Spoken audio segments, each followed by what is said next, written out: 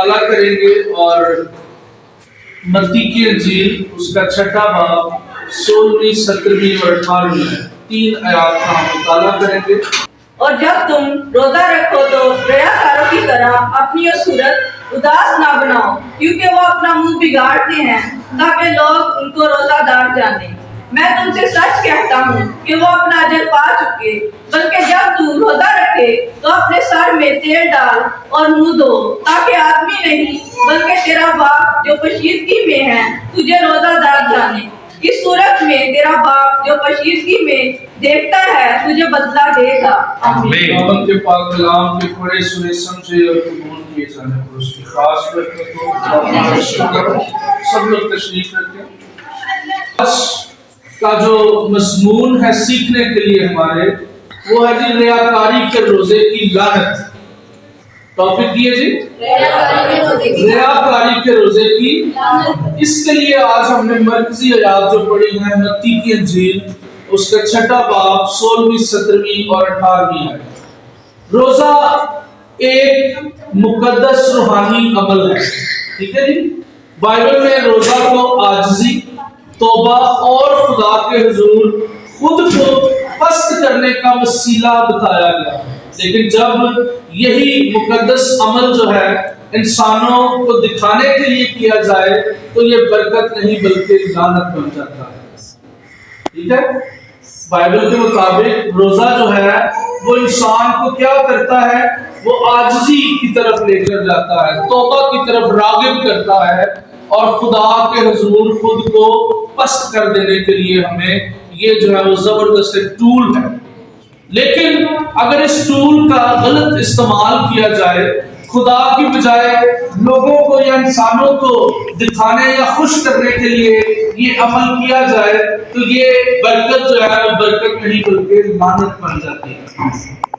Is that clear؟ یاد رکھیے گا ریاکاری کا روزہ جو ہے وہ کبھی بھی خدا کے حضور قبول نہیں ہوتا۔ یہ انسان کو روحانی طور پر کھوکھلا اور خدا کی حضوری سے دور کر دیتا ہے۔ اس بات کو آج ہم نے سمجھنا ہے اور اس بات کو سیکھنا ہے کہ ریاکاری کا جو روزہ ہے، بجائے اس کے کہ وہ ہمیں برکت ملے، بجائے اس کے کہ ہمیں اس سے کوئی فائدہ ہو، الٹا وہ کیا ہوتا ہے کہ انسان کو روحانی طور پہ وہ کھوکھلا کر دیتا ہے اور خدا کی حضوری سے ڈیفینیٹلی دور کر دیتا ہے، ٹھیک ہے نا۔ اس لیے ہم نے اس طرح کے اعمال جو ہے وہ نہیں کرنے۔ آئیے ہم سب سے پہلے سیکھتے ہیں کہ ریاکاری کیا ہے۔ ریاکاری کیا ہے؟ انگلش کا لفظ ہے ہپوکریسی۔ ریاکاری کا مطلب ہے باہر سے دیندار دکھائی دینا، کہ باہر جناب بڑا مذہبی، بڑا اچھا دکھائی دینا ہے، اندر سے خود غرض ہونا۔ باہر دیندار دکھائی دینا اور اندر سے خود غرض ہونا، اس کو ریاکاری کہتے ہیں۔ خدا کی بجائے لوگوں کی تعریف چاہنا، یعنی خدا کے حضور ہم مقبول ہو نہ ہو لیکن لوگوں سے جناب اسی مقبول ہو جائیے کہ جناب بڑا روزے دار ہے، بڑے روزے رکھ رہے ہیں۔ یہ کیا ہے جی؟ ریاکاری۔ اس کو ریاکاری کہتے ہیں۔ یسوع مسیح نے خاص طور پر فریسیوں کو اس گناہ کے لیے ملامت کیا ہے اور اس کے لیے ایک حوالہ ہم دیکھتے ہیں متی کی انجیل اس کا 23واں باب اور 27ویں آیت۔ خداوند کے پاک کلام میں یوں مرقوم ہے جی، اے ریاکار، فقیر اور فریسیوں، تم پر افسوس کہ تم سفیدی پھری ہوئی قبروں کی مانند ہو، جو اوپر سے تو خوبصورت دکھائی دیتی ہیں مگر اندر مردوں کی ہڈیوں اور ہر طرح کی نجاست سے بھری ہیں۔ آمین۔ ابھی ہم نے اس بات کو سیکھا کہ جو ریاکاری ہے وہ کیا ہے، یعنی باہر سے دیندار نظر آنا، بہت اچھا مذہبی، بڑا جناب روزے دار کہ جی بڑا نیک پاک ہے، لیکن اندر سے وہ کیا ہوتا ہے، خود غرض ہوتا ہے، کھوکھلا ہوتا ہے۔ اور اس کے لیے خداوند یسوع مسیح جو ہے وہ فقی اور فریسیوں کو اس گناہ پہ بڑا زیادہ ملامت کرتے ہیں۔ اور ابھی ہم نے پڑھا کہ ان کو وہ کہتا ہے کہ تم کس طرح کے جی، سفیدی پھری ہوئی قبروں کی طرح، جو باہر سے تو بڑے خوبصورت یا سفید نظر آ رہے ہو لیکن اندر جو ہے وہ ہڈیوں اور مردہ اور گند کے علاوہ کچھ بھی نہیں۔ اس لیے ہمیں ریاکاری سے جو ہے وہ باز رہنا چاہیے۔ ریاکاری کے روزے کی نشانیاں میں آپ کو بتانے لگا ہوں جی، چند ایک ریاکاری کے روزے کی نشانیاں ہیں۔ پہلی نشانی ہوتی ہے کہ چہرے پر مصنوعی اداسی، ایویں دھکے نال اداس ہوئی جانا، یا یہ دکھانا کہ جی مینوں روزہ لگا ہے، میں روزہ رکھ رہا ہے۔ دوسری بات ہے جی لوگوں کو بتانا کہ میں روزے سے ہوں، میں جی روزہ رکھنا ہوں جی ریگولر، ٹھیک ہے۔ یہ بات جو ہے وہ ہمیں 16ویں آیت کے اندر ہی اس بات کی تصدیق ملتی ہے کہ ہم نے ایسا روزہ نہیں رکھنا، ہم نے ایسا روزے دار نہیں بننا، بلکہ ہم نے ایسا روزے دار بننا ہے جو یسوع مسیح کو خدا کو پسند آنے والا ہو۔ تیسری بات ہے جی تعریف کی خواہش کرنا۔ ایسے لوگ جو ریاکاری کا روزہ رکھتے ہیں وہ ہمیشہ اس لالچ میں یا یہ خواہش کرتے ہیں کہ لوگ دی تعریف کریں کہ یار واہ کیا بات ہے جناب، تسی تے بڑے خدا پرست ہو، تسی تے ریگولر روزے رکھتے ہو۔ سو اس طرح کا روزہ جو ہے وہ خدا کے کلام کے مطابق ریاکاری کا روزہ ہے۔ سو ہم نے اس طرح کے روزے سے کیا کرنا ہے جی؟ ایسے لوگ اپنی پوری مزدوری دنیا میں ہی لے لیتے ہیں، آسمانی اجر ختم ہو جاتا ہے۔ جڑے لوگاں کی تعریف کرا لیتے ہیں انہاں نوں اجر کہڑا وے زمین تے مل جاتا ہے، آسمان تے جڑا اجر ہے وہ پھر نہیں ملتا۔ آئیے میں سب ایک اور حوالہ نکالیں، یسایہ اس کا 58 باب اور آیت 3 سے 5۔ وہ کہتے ہیں کہ ہم نے کس لیے روزے رکھے جبکہ تو نظر نہیں کرتا، اور ہم نے کیوں اپنی جان کو دکھ دیا جبکہ تو خیال میں نہیں لاتا۔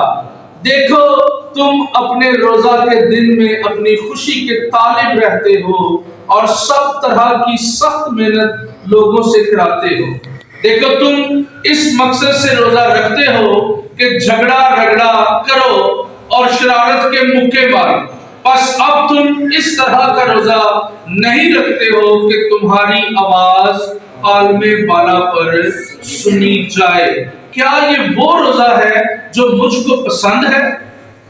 ایسا دن کہ اس میں آدمی اپنی جان کو دکھ دے اور اپنے سر کو جھکاؤ کی طرح جھکائے اور اپنے نیچے ٹاٹ اور راکھ بچھائے۔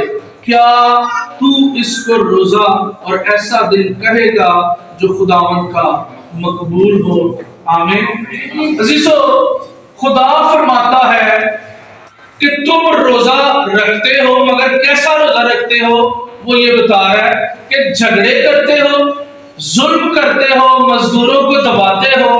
یہ روزہ جو ہے خدا کو کبھی بھی پسند نہیں ہے۔ یاد رکھیے گا، ریاکاری کے روزے کی لعنت کیا ہے، اب میں آپ کو وہ بتانے لگا ہوں۔ ٹاپک کیا تھا ہمارا؟ ریاکاری کے روزے کی لعنت۔ اب ہم اس پہ غور کرتے ہیں کہ اگر ہم یہ سارے کام کرتے ہیں جو بھی میں نے بتائے ہیں اور روزہ رکھتے ہیں تو پھر اس کی لعنت کیا ہو سکتی ہے؟ اور پہلی جو اس میں بات ہے جی خدا کی ناراضگی۔ جدوں اسی یہ کریں گے تو ڈیفینیٹلی خدا ساڈے نال ناراض ہو جائے گا، خوش نہیں ہوئے گا نا، کیونکہ اسی حکم تولی کر رہے ہیں۔ اور چوتھی آیت جو ہے وہ اسی بات کو جو ہے وہ ظاہر کرتی ہے کہ خدا کہتا ہے کہ تم وہ روزہ رکھتے ہی نہیں ہو جو مجھے پسند آئے، کیونکہ تم جھگڑا کرتے ہو، تم لوگوں پہ ظلم کرتے ہو، اور یہ سارے کام کرنے کے بعد کہتے ہو کہ جی میں سنتا کیوں نہیں تھا، تو وہ روزہ رکھ دے نہیں جس دن عالم والا تھے آواز پہنچے۔ دوسری بات ہے جی دعا کا رد ہونا۔ پہلی بات کیا تھی؟ خدا کی ناراضگی۔ یہ ایک لعنت ہے، اگر خدا ہم سے ناراض ہو جائے تو ہمارے لیے یہ بہت بڑی لعنت ہے۔ دوسری لعنت جو ہے وہ یہ ہے کہ دعاؤں کا رد ہونا، یعنی ہم جو دعائیں کرتے ہیں، مناجاتیں ہماری، جو بھی ہم کام کرتے ہیں، اپنے منوں تے اسی روزہ رکھ کے دعا کر رہے ہیں یا اسی کوئی مقصد رکھنے ہیں کہ یہ مقصد ساڈا پورا ہو جائے، لیکن اگر ریاکاری کا روزہ ہوگا تو پھر وہ دعا نہیں رد ہو جائے گی، وہ دعا سنی نہیں جائے گی، کسی کام نہیں ہوئے گی۔ ٹھیک ہے جی. اس کے لیے زکریا جو ہے وہ 5 باب اور اس کی 6 سے 7 آیات زبردست ہے، اور اس میں اس چیز کو بتایا گیا ہے کہ ہماری دعائیں جو ہوتی ہیں وہ رد کر دی جاتی ہیں جب ہم خدا کے حکم کی عدولی کرتے ہیں، حکم عدولی کرتے ہیں. تیسری بات ہے جی روحانی اندھا پن. تیسری لعنت کیڑی ہے جی؟ روحانی اندھا پن. ریاکاری جو ہوتی ہے وہ دل کو سخت کر دیتی ہے. یاد رکھیں، جو شخص ریاکار ہوتا ہے اس کا دل جو ہے وہ سخت ہو جاتا ہے اور روحانی طور پہ انا ہو جاتا ہے. اس کو کسی بھی بات کی سمجھ نہیں رہتی، بلکہ وہ جو کچھ اپنے دل میں سوچتا ہے وہی سمجھتا ہے کہ میں سب تو ٹھیک کر رہا ہوں.